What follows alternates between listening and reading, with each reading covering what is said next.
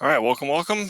In this quick video demonstration, and it will be quick, we want to talk about while loops in Python. The reason I'm not going to go over the do while or the do until is because they don't exist in Python. So you are stuck with only a while loop, which is why most of your pseudocode will be aligned towards that anyways. But remember, while loops are condition controlled loops, so we need to make sure we have some control variable, a condition, and some incrementation or change to that control variable as we start working our way through. So let's just get into a couple very simple examples. One will just display the numbers 1 to 10. So for me, in this particular example, my control variable might be something like a counter, and I'll set it to 1. Okay. And I want to print the counter while it's still less than or equal to 10. Okay. So I'm going to write while counter is less than or equal to 10. I might do something like this, and I'll say print my counter. Okay. And I'm going to do this end equals a space. That way I can get everything printed on the same line. And again, I'm going to want my counter to increase by 1. Okay, so I have all three of my parts in this. Okay, here's my control variable.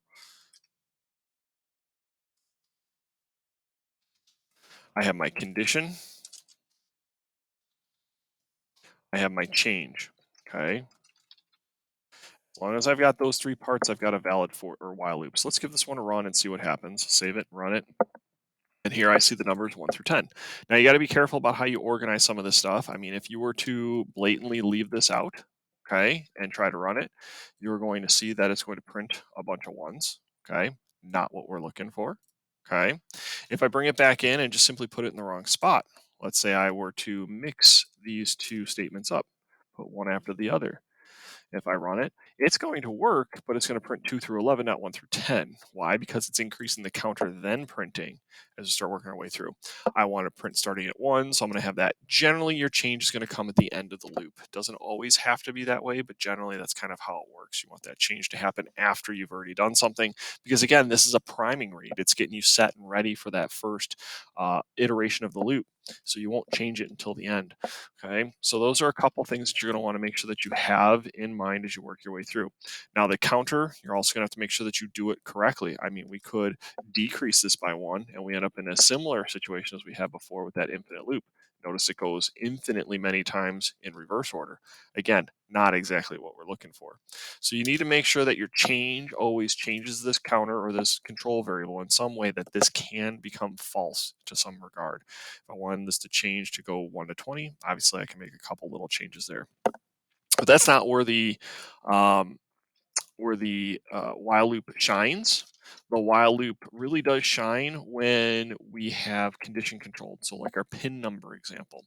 So if we think back to what those previous examples were that we pseudocoded in flowchart, the pin number was we had to keep entering a pin until we got it right. And the correct answer was 1, 2, 3, 4. Terrible pin, but that was the correct answer. So in our case, again, I'd have that priming read. I'd have pin equals int input. I'd say enter your pin number, right? Close it. While my pin is not equal to 1, 2, 3, 4, we're going to print or display that it was an incorrect pin.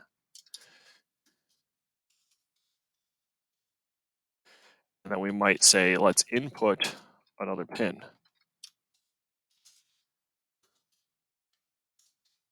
Yeah.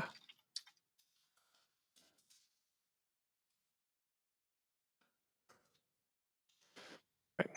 And then when we get out, we'll print something like access granted. Right. Let's see how this runs. It's going to run the top part right away, first and foremost, but we'll get some space in between there as we start working our way through.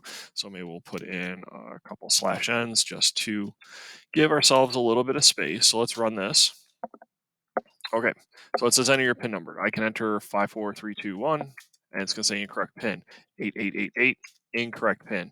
6213, incorrect pin. But when I enter 1, 2, 3, 4, access was granted. Again, I could have just kept typing incorrect pins till my fingers fell off, but it wasn't going to let me out of the loop until I did it correctly. So that's a better example of a condition controlled loop.